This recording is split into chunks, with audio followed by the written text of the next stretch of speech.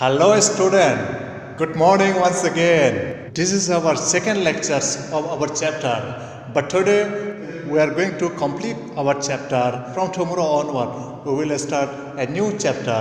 So student, if you have not yet watched the previous video, you will get in the description. अगर आपको video में कोई भी doubt हो, आप नीचे कमेंट करो, क्योंकि नीचे कमेंट करके हम लोग सभी स्टूडेंट एक साथ अप्लाई कर सकता है। तो आप लोग इसलिए नीचे कमेंट करो, और अगर वीडियो को अच्छा लगे तो लाइक कर दो। अगर चैनल को अभी तक सब्सक्राइब नहीं किया तो चैनल को भी सब्सक्राइब कर दो। So let us start today.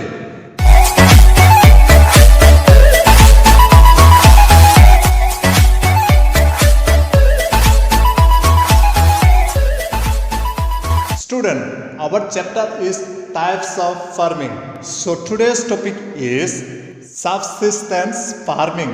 So student, subsistence farming has been divided into two parts. One is intensive subsistence agriculture, another one is primitive subsistence agriculture. Intensive subsistence agriculture वही होता है जहाँ पर बहुत ज़्यादा पॉपुलेशन होता है और वहाँ पे बहुत ढेर सारा फर्टिलाइज़र इस्तेमाल किया जाता है, क्योंकि वो लोग ज़्यादा से ज़्यादा कम जगह में प्रोडक्शन चाहता है। तो इसलिए क्या है, क्योंकि एरिया बहुत कम है, पॉपुलेशन बहुत ज़्यादा है, तो इसलिए ये लोग बहुत ज़्यादा फर्टिलाइज़र इस्तेमाल किया जाता है इसी एरिया में। तो इसलिए क्या है, ये स्पेशली मानसून रीजन में ये प्रैक्टिस किया जाता है। और जैसे ही साउथ में जैसे ऑस्ट्रेलिया, न्यूजीलैंड हो गया, जैसे ही साउथ ईस्ट में जैसे इंडिया और श्रीलंका, पाकिस्तान हो गया, ईस्ट एशिया जैसे जापान, सिंगापुर, जैसे मलेशिया, इसी एरियाज में ये प्रैक्टिस किया जाता है। तो student, I hope you understood. The main thing is that you have to understand, बहुत कम एरिया होता है, लोग ज़्यादा होता है और ढेर सारा फर्टिलाइज़र इस्तेमाल किया जाता है, क्योंकि ये लोग ज़्यादा से ज़्यादा प्रोडक्शन चाहिए होता है। Next is primitive subsistence agriculture. Student, ये प्राइमिटिव सबसिस्टेंस एग्रीकल्चर भी दो प्रकार होता है। One is shifting cultivation, another one is nomadic herding. तो student, shifting cultivation is a very interesting actually. It is practiced in the thickly forested area. The farmer they move from one place to another in search of new land.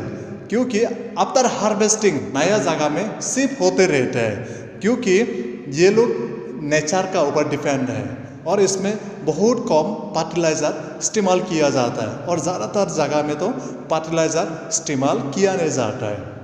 तो इसलिए student, ये shifting cultivation की बोला जाता है।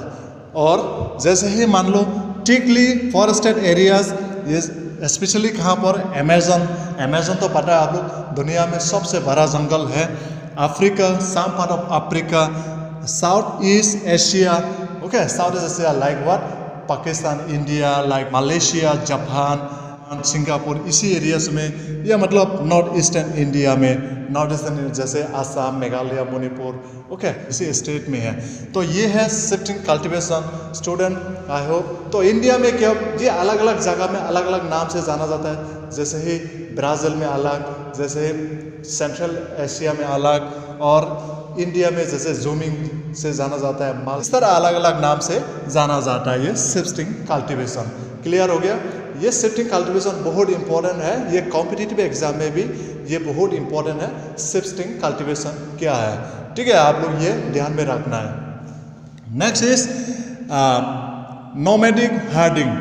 ये लोग भी क्या है, ढेर सारा ये लोग जानवर पालता है।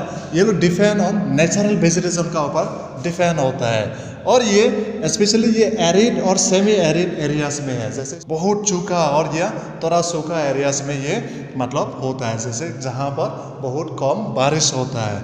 एनिमल जैसे उस वहाँ पे जैसे एनिमल्स हो गया, जैसे याक, सीप, गॉड, कैमल, ये बहुत कॉमन है।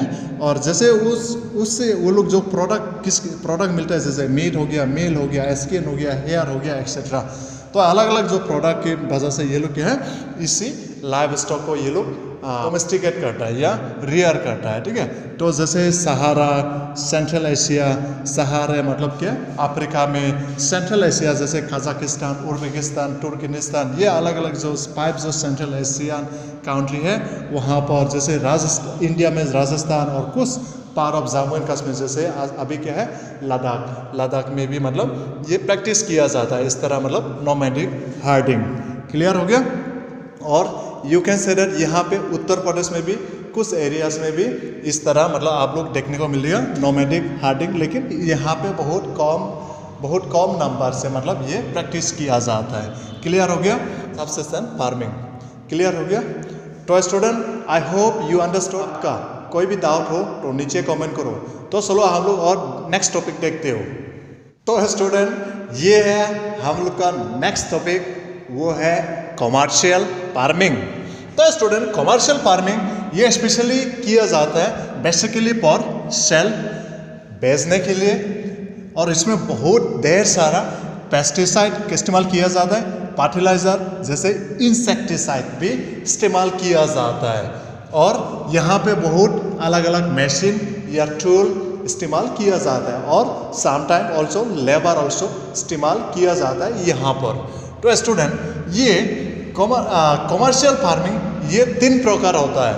One commercial grain farming, mix farming, plantation, agriculture, ये 3 प्रकार होता है ये कॉमर्शियल फार्मिंग।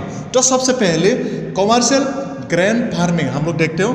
तो इसमें क्या है, ये कॉमन क्रॉप है, जैसे व्हीट, मेज, राइस, ये कॉमन क्रॉप है यहाँ पर, और ये टेम्परेट ग्रास लैंड में किया जाता है। टेम्परेट मीन ना ज़्यादा गर्मी है ना ज़्यादा ठंडा है, टेम्परेट एरियाज में होता है। और ये कौन कौन सा देश में, जैसे नॉर्थ अमेरिका में, यूरोप और एशिया में इस्तेमाल मतलब ये प्रैक्टिस किया जाता है। ये थिकली पॉपुलेटेड एरियाज में ये प्रैक्टिस किया जाता है। फार्म आर एक्सटेंसिव, क्योंकि ये फार्म बहुत बड़ा है थिकली पॉपुलेटेड एरियाज में, और ये फार्म है जो ज़मीन है बहुत बड़ा बड़ा एरियाज में किया जाता है। Single crop grown in a year, यहीं पर जो कमर्शियल क्रॉप है एक साल में सिर्फ एक ही क्रॉप को बार बार वहाँ पे लगाया जाता है, ग्रो किया जाता है। तो ये है commercial grain farming.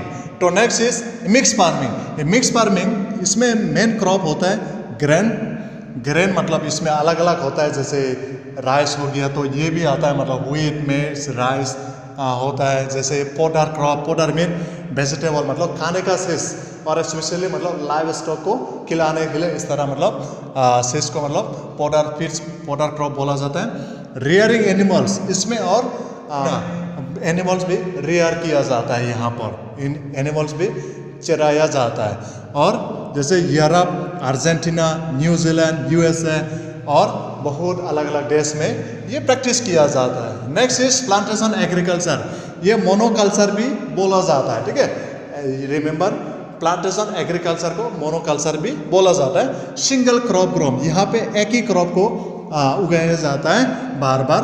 Need capital mean money, okay, remember capital mean money on input, ये शुरू करने के लिए बहुत पैसा लगता है। जैसे ही स्पेशली मशीन लेने के लिए, पेस्टिसाइड, फर्टिलाइजर, इंसेक्टिसाइड लेने के लिए जैसे लेबर बहुत इस्तेमाल किया जाता है इसी प्लांटेशन एग्रीकल्चर में।